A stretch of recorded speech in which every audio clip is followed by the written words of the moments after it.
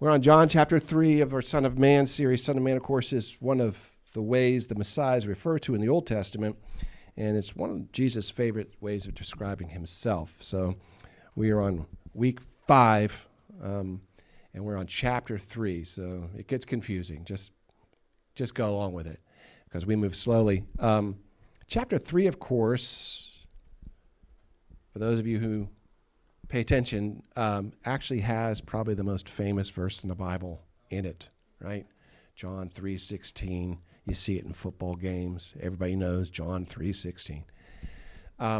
So naturally, when I prepared my sermon, I thought, I'm not going to do anything with John 3:16. It's so done. It's almost become trite. It's terrible because it's a great verse for a reason. But I thought, I'm going to skip that. And then I can't. So before we get there, if I were to ask you, what does a good Christian look like, what would you think? Don't look around. I know you ain't looking at me. But if you were to picture in your mind, this is a good Christian. This is who I would consider good. Just think about that kind of, if you know a person like that, great. If not, just kind of think about that. And what would it be? It would be like, I don't know, read your Bible. Well, a good Christian would have to read the Bible, right? Never misses church. Every time the door's open, he's here. He or she, I should say he or she. Doesn't matter. Saturday, Sunday, Thursday Bible study, come back on Friday prayer meeting. They're always here. If the doors are open, they're here. Always seems to have the right answers. You know, we do some of these discussion groups and stuff, and boy, they know it, and they got the language down. You know, they when they pray, their prayers are King James prayers, and you know, just like it's like, man, it's like they've got it down. So I want you to picture that person because we're going to meet that person today in the Bible. And I think sometimes we kind of zip over some of these things because there's a man like that in John chapter 3 that comes face to face with Jesus. And here's the thing about him. He had all that stuff you just heard and more, and he knew everything about God until he meets him. And then everything kind of changes. So we're going to talk about a guy named Nicodemus. And I love this guy who portrays him in The Chosen. You guys know I'm out on The Chosen right now. I got tired of Dallas Jenkins, but I love this guy. The guy, it just seems like he plays him perfectly. This is who I picture Nicodemus as. Now, Nicodemus, according to biblical scripture, first of all, he's a Pharisee. Now, we know the Pharisees are kind of the bad guys in the story, but not all of them were. Don't forget, Paul was a Pharisee. The Pharisees were considered also the lawyers of the Bible, which is another reason we probably think they're the bad guys. But remember that Israel was set up as a theocracy. So the Bible was their law book. And so the ones who studied the law also were studying the Bible.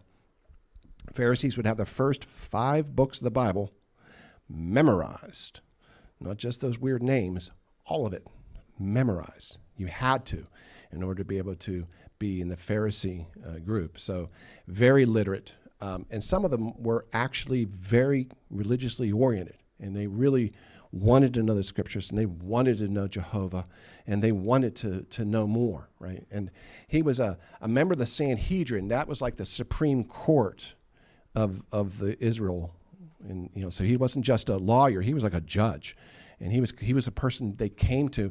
And we'll see later. Jesus refers to him as the teacher of Israel. And that word there in Greek almost indicates he's the preeminent teacher of Israel. He was like the guy. If you needed to know an answer to a question, this was the man you came to. So he was really high up there. He was moral. He was educated. He was devout. He was orthodox. What I mean by orthodox is he followed all of the commandments, all 613. So he was very, very rich in the terms of everything we would consider this is the man. And of course, because of his stature, because of all that, he was also wealthy. Those two things went together. So if you were to look at him, you would say, this is the man that I want to emulate. If you were a Jew in those days, I wish I could be like Nicodemus. Because not only was he righteous, but he was rewarded for righteousness. And let's face it, that's what we really want. We don't want to just be righteous. We want to be rewarded for righteousness right here on earth, which we see. So he comes to meet Jesus in John chapter 3. There was a Pharisee named Nicodemus who was a member of the Jewish ruling council, and he came to Jesus at night. and said, Rabbi, we know that you are a teacher who has come from God, for no one could perform the signs you are doing if God were not with him. So here he is actually doing something that's kind of humbling, because this is the teacher of the law. He knows everything about everything, and yet he's calling Jesus, by the way, who has no formal training, Rabbi, which is teacher. And he says, I know that you're from God. I know. He says we, but this is the royal we he's using now. He's saying, I know you're from God, and the reason I know is because I've seen your miracles. And there is no one who could do miracles like that unless they were actually from God. Now, we know that a lot of the Pharisees aren't sure that's true at all. They accuse him of being in league with the devil, but not Nicodemus. Nicodemus knows better. He says, I'm seeing the miracles, I see it, and I know you're from God. He doesn't know who he is from God, but he knows he's from God. Now, he has come to Jesus at night with a question, probably several questions. And unlike some of the Pharisee confrontations you'll see later on in the book of John and the other Gospels, he's not trying to catch Jesus in some kind of a trap. He's saying, I know this guy's from God. I want to know more about God, so I want to know what he knows. It's really a really good response. We should all have that kind of a thing. If we somebody who's just like, well, you seem connected, tell me more. He wants to talk to him. Now, the question does come up, why did he come at night? That's an interesting little detail that John throws in here. He comes at night. Why? It could be he didn't want anyone else to know he was there. And that seems to be the logical conclusion here. He's interested in knowing, but he knows that his fellow Pharisees are not keen on this guy at all. And so he sneaks off at night to have a meeting with Jesus to really find out what's going on. That could be it. But the other thing about John you have to realize is that because he wrote his gospel last, because he was looking back on everything, he is using wordplay a lot. He loves this. And the reason he included the detail at night is probably symbolic of the fact that Nicodemus is ignorant.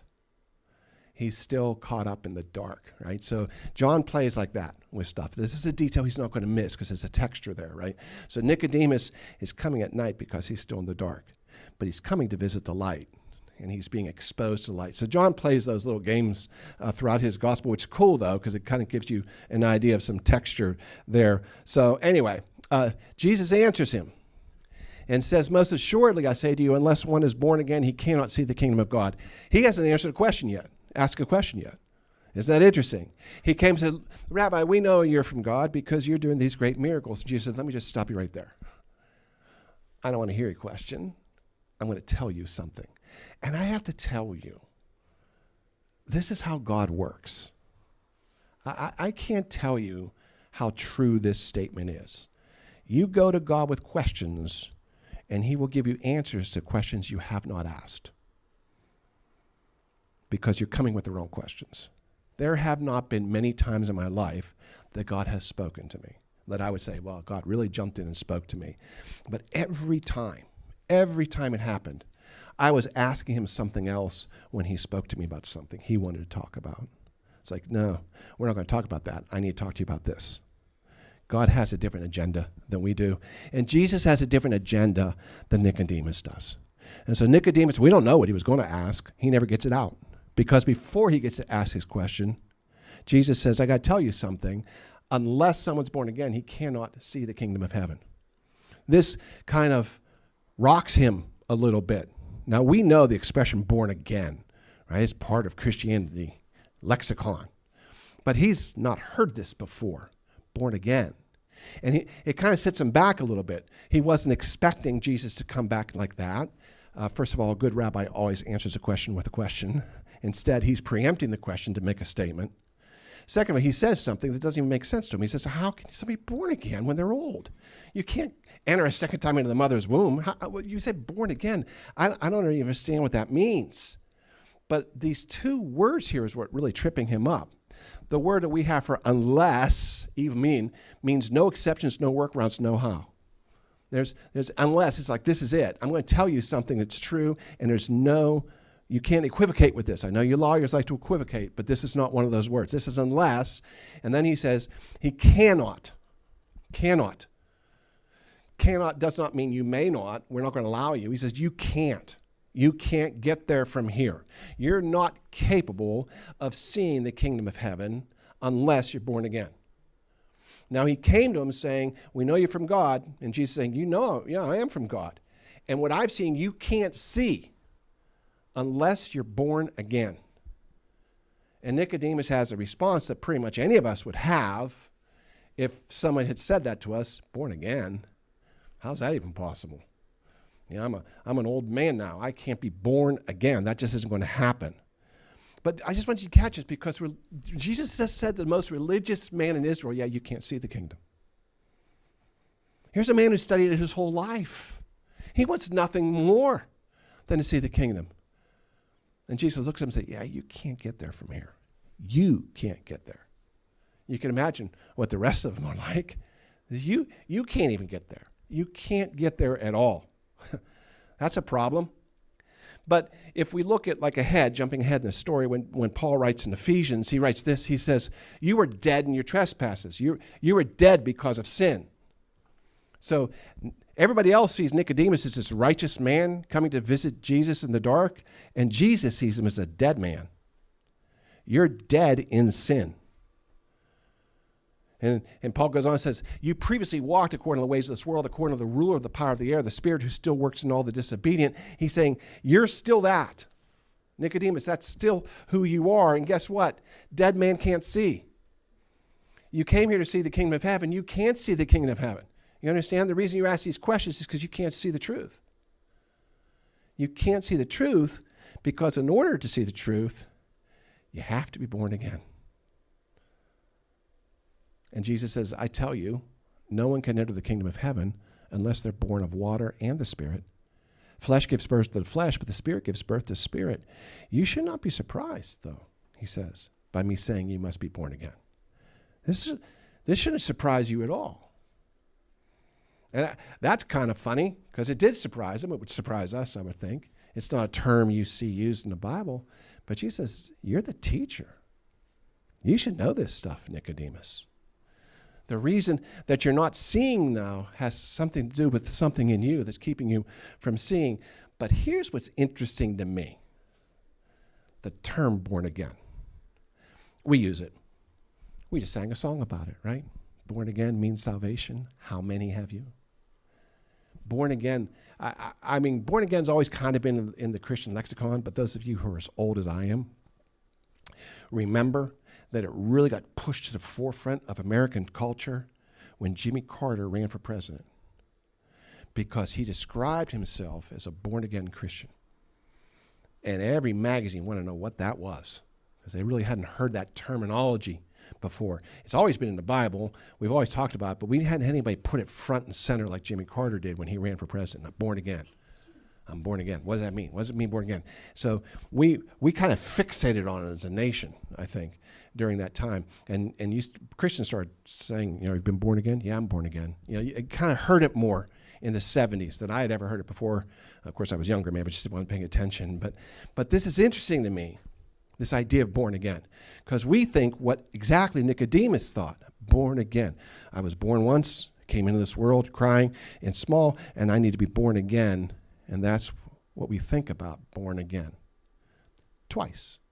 How many times have you been born? Twice. Once naturally and once in Jesus. But that's not what this word means. This is amazing to me, because when I went in my study and I looked this up in the Greek, it does mean born again, but this is the second definition in the Greek. The first definition means from above. What Jesus, and this, by the way, John loves this stuff too. It's wordplay again. But the word Jesus uses has two meanings. One is born again, which is exactly how Nicodemus heard it. But the other one is born from above, which is a little different, isn't it? Because what he's saying, and it's completely consistent with everything else Jesus is saying, by the way. He's saying you have to be born from above. You were born on earth, but the Spirit needs to fall on you, and you need to be born from above. And that's why he's saying you should have known this, Nicodemus, because he heard again, but Jesus really meant above. from above. Listen, salvation is a gift from above. That's what it is. And I don't know, this kind of changes the way I think about it a little bit, because unless you're born from above, you can't see the kingdom of heaven. That's what Jesus is saying. And you should absolutely know it. Now, James, Jesus' brother, comes along. He says something interesting. He says this. He says, every good gift and perfect gift is from above. Picking up the same idea there. He said it comes down from the Father of lights. It's coming down from your heavenly Father. Every perfect gift comes from above. He says there's no shadow or turning. There's no twisting. You know, there's a lot of times everything you get on earth is there's good news, there's bad news. I just got promoted at work. That's great. I have more money. That's fantastic. I'm not going to see my family anymore because I'm working so hard, right? It's good news, bad news. Bought a new house. Oh, fantastic. Oh, bad news. So much work to be done. Everything on earth that you get, so it's good news and bad news. And what James is saying, and what Jesus is saying too, is when it comes from above, it's not good news, bad news. It's just good. Every good and perfect gift. Do you know the devil can give you stuff? Did you know that? Because he loves to give you stuff. And just because you think it's good doesn't mean it's from God. He can really mess you up by giving you something you shouldn't have. And a lot of Christians I've known have been messed up like that. But if it's good and it's perfect, that's from God, right? That's how we know. That's how we know it's actually from God. And, of course, way back in John 1, for those of you who were here back then and maybe remembered, John says this, as many as received him, he's talking about Jesus, to them he gave the right to become children of God, right? Isn't that what Jesus is talking to Nicodemus about? To those who believe in his name, who were born not of blood, not of the will of the flesh, or the will of man, but of God. You're going to be born not of the flesh, but by the Spirit of God. It is a gift from above. And that's really what John's saying. And that's what Jesus is saying here. He says, look, you can't get this through ancestry. And the Jews have always gotten everything through ancestry. It's why every one of their prayers starts, O God of Abraham, Isaac, and Jacob. It's like, you promised these to my ancestors, therefore it's my promise too. It's not how it works, Jesus is saying. It's not through effort. You've kept your 613 laws. Good for you. You're still dead in your trespasses, Nicodemus. And it's not your decision alone. You can't will yourself into righteousness. It has to come from an act of God. It's a miracle. Every Christian has already experienced the greatest miracle in their life because they got saved from an act of God. We'll ask for more because we're greedy little humans. But the greatest miracle you need in your life, you've already received if you're saved, because it was a gift from above. Okay, let me move back to the evening meeting. I think we've lost the thread here a little bit. Let me go back. Because the last thing Jesus said is he said, you need to know that this is truth. And then he goes and says this. He compares it to this. He says, the wind blows wherever it wants. You hear it. You can't tell where it comes from, where it goes. That's how it is with everybody born of the Spirit. How can this be? Asked Nicodemus. He's like still trying to wrap his mind around this. But I have seen it. I've seen it with my own eyes. I've seen the Spirit move. And I've seen it move across some people, and some people are sitting there just checking their watch, can't wait for this whole thing to be over, and I see someone over in the corner crying because the Spirit's moved their heart. It's like the wind just blew through here. I don't know where it came from. I don't know why it touches some people and not others, but I know it was here. It's funny how just some people feel it. But the Spirit's like that. It's like the wind. In fact, the exact word used in Greek for spirit is also used for wind, pneuma, where we get pneumatic from. The wind comes and goes at will. But here's one thing I want you to see. It touches everything. See, Jesus isn't saying it's a selective wind. We can all be sitting here and it swirls around and only touches 5 people. No. The wind came from nowhere, but it came and touched everybody. When the wind comes, it comes. So what's the difference? What's the difference between the person checking their watch and the person who's crying because God's touched them? It's not the wind. The wind came. The difference is that. And he goes on, he says, are you the teacher of Israel? Israel said, the teacher, the preeminent, you're the guy. You're the guy, Nicodemus, and you don't know this stuff. And Moses, surely I say to you, we speak what we know and testify what we've seen, and you don't receive our witness. Oh, boy. Oh, boy. That strange phraseology is really important. Because let's see what Jesus did here.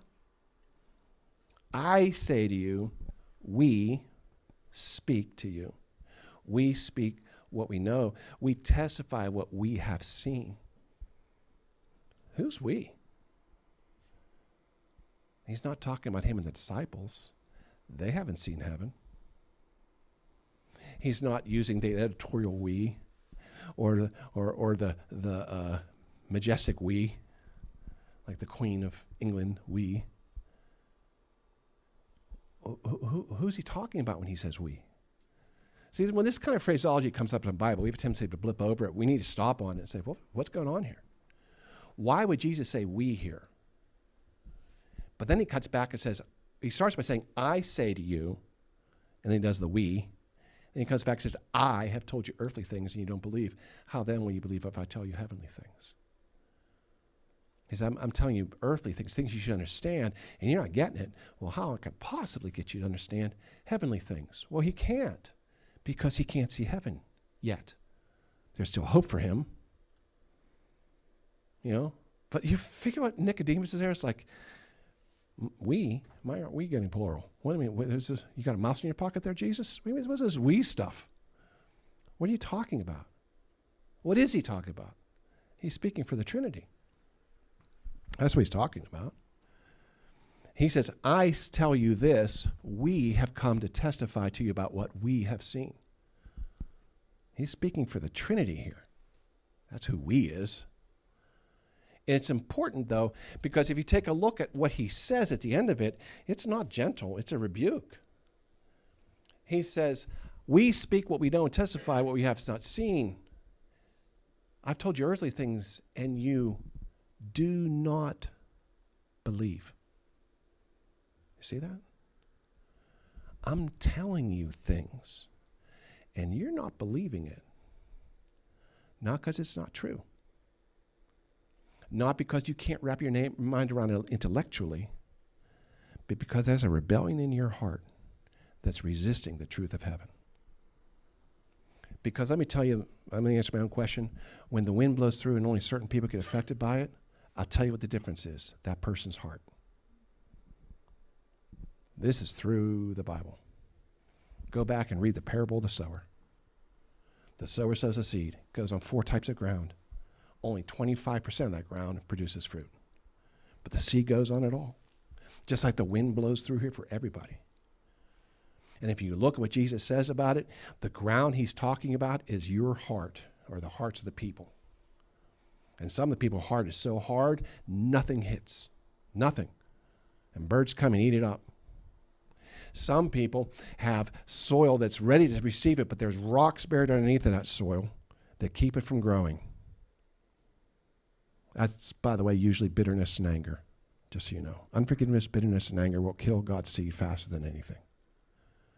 He said some get it and it springs up, but they got a bunch of junk in their life, the thorns, and it chokes it out. And he describes that as the cares of this world or the pursuit of riches, both sides. The heart is what determines it.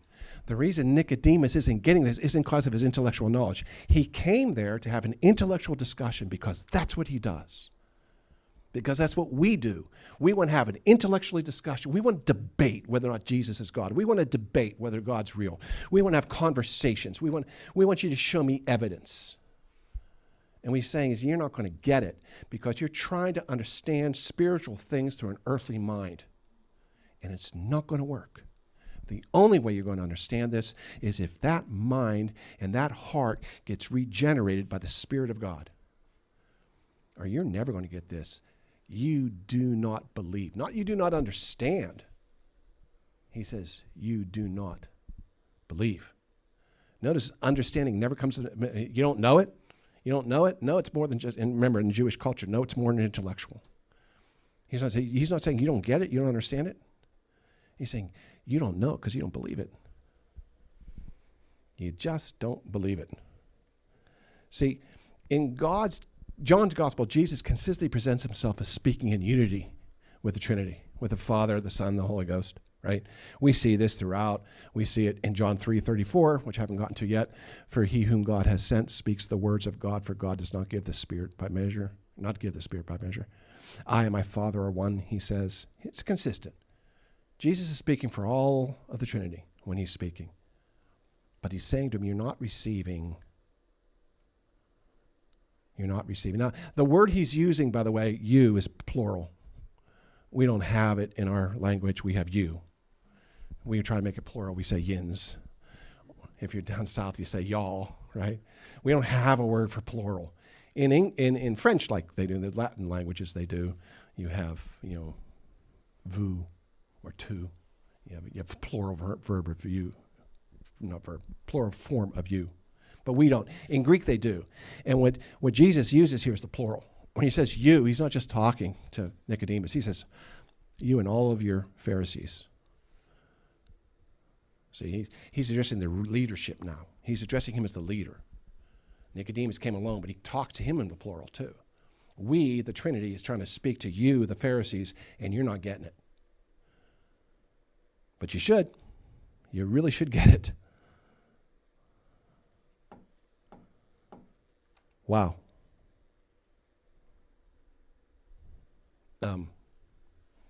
Give me a second. I forgot to tell you. I sent this sermon up there twice. This one's running out of slides. Give me just 1 second, everybody. Take a deep breath. Look at this. Look at the person next to him and say, whew. I forgot. I should have deleted it. It was my bad. You imported the other one.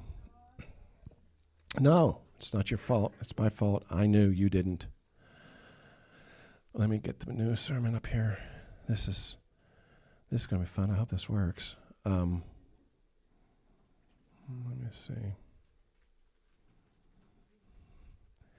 When I first started, I thought that because when we got to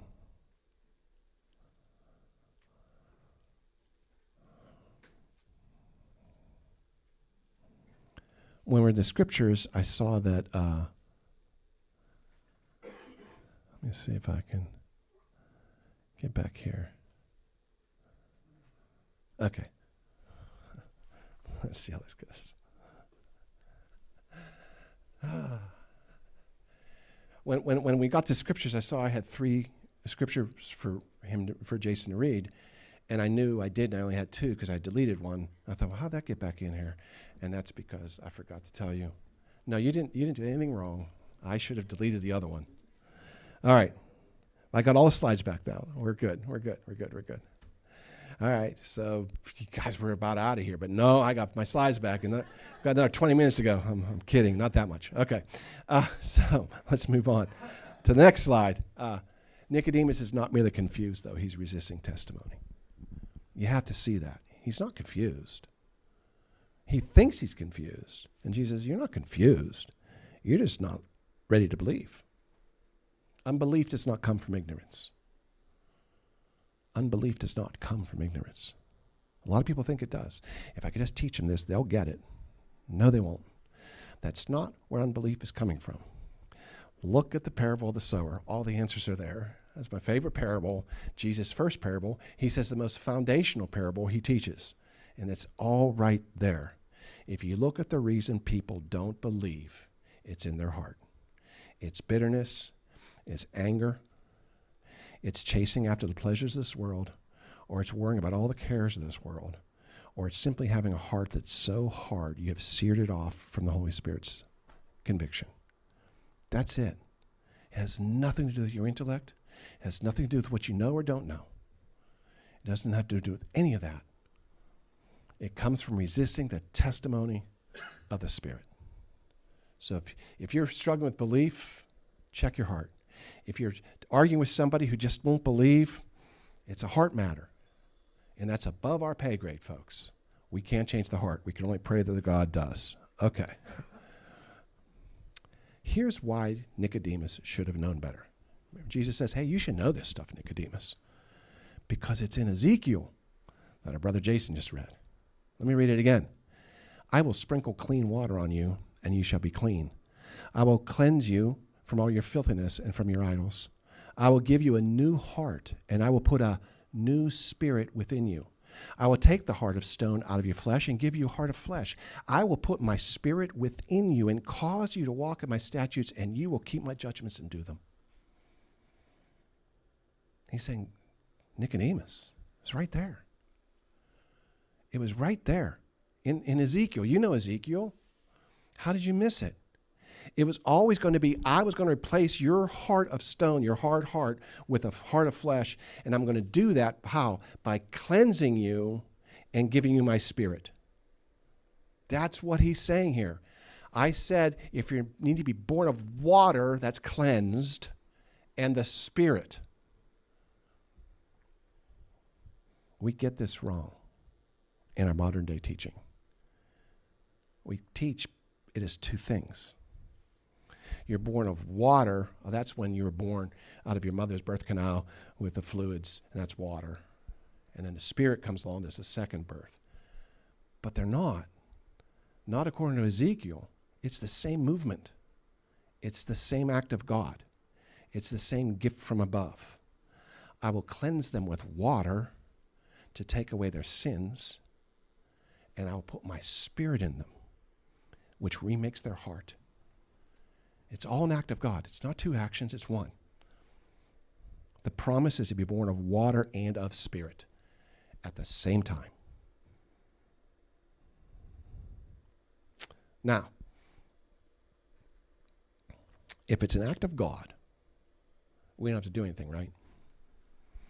I mean, it's just God decides to save whom he wills. I grew up believing that, by the way, because it was taught to me. It's a whole section of the Bible, a whole section of Christians called predestination, that you're either saved or you're not, and he's either willed you or not. It's all an act of God.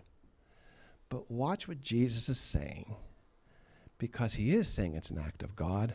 It's a gift from above, but you can refuse a gift. I personally know of people who've refused gifts. I have had people refuse my gifts.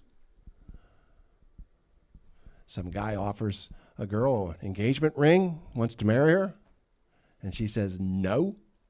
She's refusing a gift. You can refuse a gift.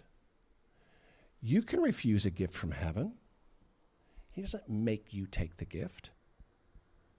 I mean, after all, he's talking about wind, right? The wind blows, the wind and the spirit, the same, right? The wind blows wherever it pleases. You hear it sound, you can't tell where it come from or where it's going. So is it with everyone born of the Spirit. The wind comes and goes at will, like I said before, but it touches everything. I used to sail on Lake Grapevine, on a Pearson Flyer. Wasn't mine. I couldn't afford a boat like that, but I was on a crew, and it was fun. We would go out at night, and I probably shouldn't confess this from the pulpit, but we'd go out at night, have a few beers on the lake, and we would just solve all the world's problems. It was amazing. By the time the evening was done, we had everything figured out. It was a gentle time. But every week we were involved in a race, and we would all race across Lake Grapevine. Now, there's all kinds of different boats, and they're ranked in different ways, because some are sailboats for pleasure, some are speed boats or racing boats. And so they had classes for them, and you'd be judged by your class. But here's what the most amazing thing was. You could take the guy who won, and he was running in his J30 because it was real souped out, it was really good, fast. But you could stick him in the Catalina 25, which is kind of a slower boat, and he'd still win that class. It was amazing. We're all on the lake, right? The wind's the same for all of us.